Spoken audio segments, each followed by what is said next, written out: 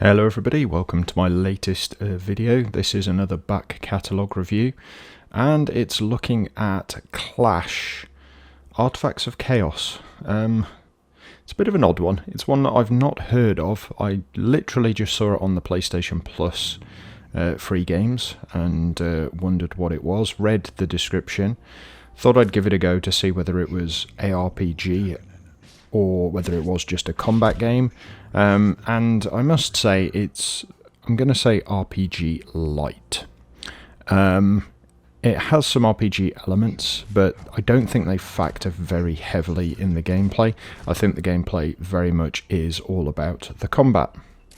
Now when you start out, you get to pick which fighting stance you want, and they range between slash, boxing, and then spear stance. Now I went with boxing stance because it's a more, I suppose, realistic fighting stance, although I have a feeling all of them are different kung fu disciplines, so whichever one you think looks best or has the best appeal to you, then obviously you can go for that one, but as I say, I went with the boxing stance. Now I think we should first and foremost cover off the art style. The art style is definitely divisive, I'm going to say, or is probably divisive. I can't say definitely. It very much is drawn, so you get it's almost like Borderlands style, but to excessive levels. You get the pencil strokes in everything. Now you have the option when you first start whether to animate the brush strokes or not, which I thought was a very odd thing to ask. You can either have them animated or static. Now I selected animated, and I must admit I don't know what difference it's made. I cannot see lots of little animated lines everywhere, which I was expecting to see, and I thought it was going to be the wrong choice. But as I say, it hasn't really affected my gameplay. So if you want to put it on static, it's probably going to be less of a system drain. I'm guessing, I don't know, but it's just what I believe. Now, as I said, this is very much a combat game with some RPG mechanics. We will look at those shortly, but the opening 10-15 minutes is all about getting you used to combat. Even once you get into the open world from what I can only assume is a kind of dungeon, you basically, you're given different tasks, and those tasks can involve dodging at a specific time or stuff like this. So it does teach you while you're going along. There's even a practice area as soon as you get into the open world where you can practice your techniques of dodging, of parrying. So the parrying area allows you to try and parry a stone that's coming at you, which basically means catch it, and then throw it at a target, but you don't get to choose when to throw it. It automatically throws it, so you have to be lined up to the target straight away. That gives me the impression that people who get used to the combat and are good at it are going to be able to redirect those projectiles at something else during the gameplay.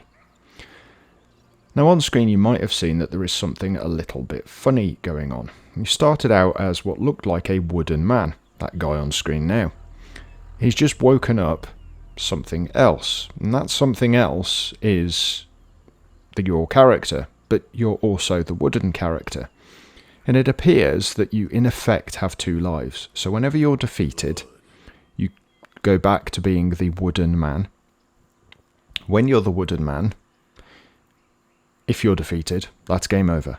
And I know because it's happened to me, and you'll see that basically at the end of this video.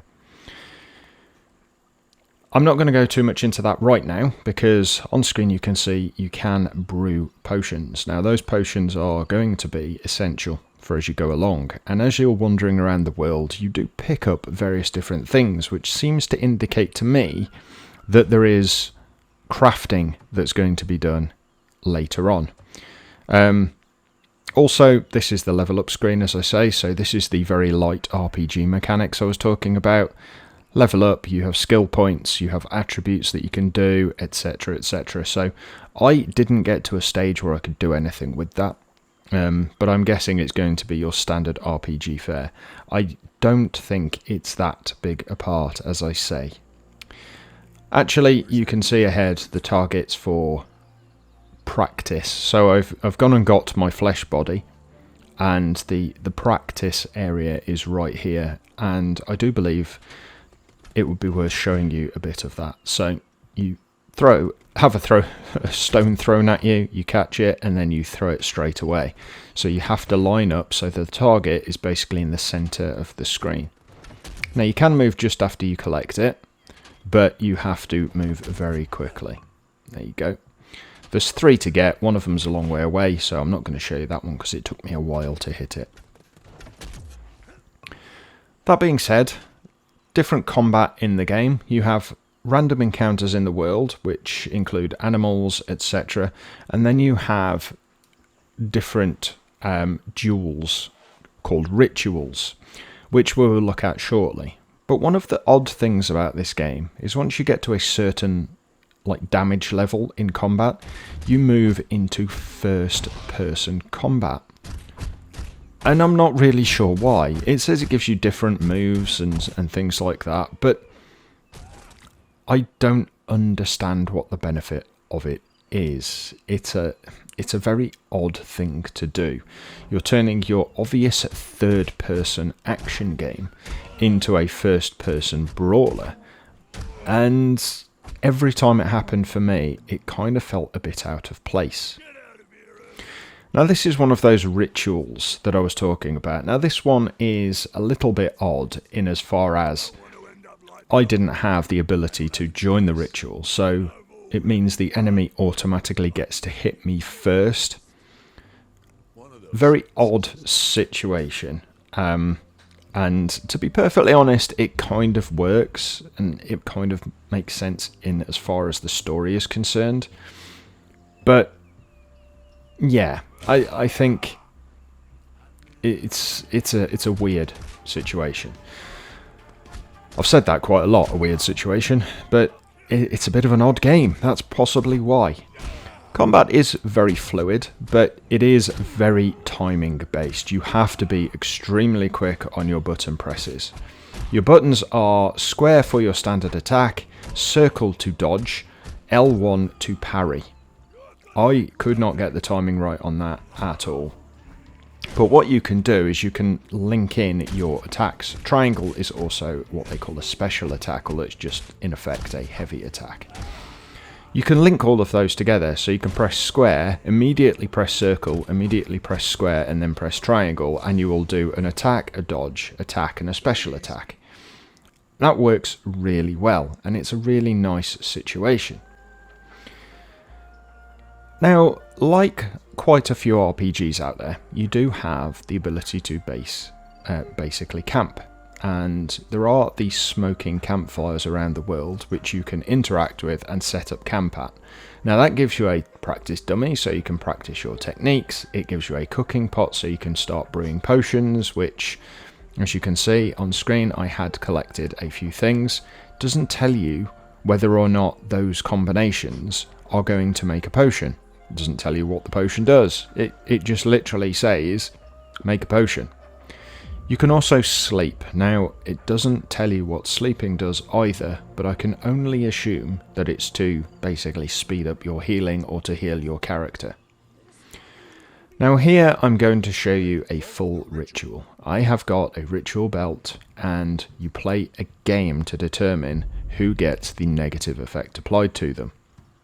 This is a really weird game, and to be honest, I don't really see how you can learn this game correctly, because you can't see what abilities the other person has, and you only get to select your things. So, and I'll go into that now. You roll a number of dice, and then you have these, I can't remember what they're called, but basically these changes. So these changes you can apply to the dice. So this one, for example, affects nearest dice and their nearest dice and halves the value of that dice. So if I select that, and I can then move it around, and it will select the nearest dice to where I put it down, and it will halve their value. So tactically, you can try and arrange so that all of the enemies' counters or enemies' dice are affected if you possibly can. So I'm about to affect their 2 largest dice and half them. And there we go. Then they put one down, and it's a turn by turn to try and do the most harm to their dice number.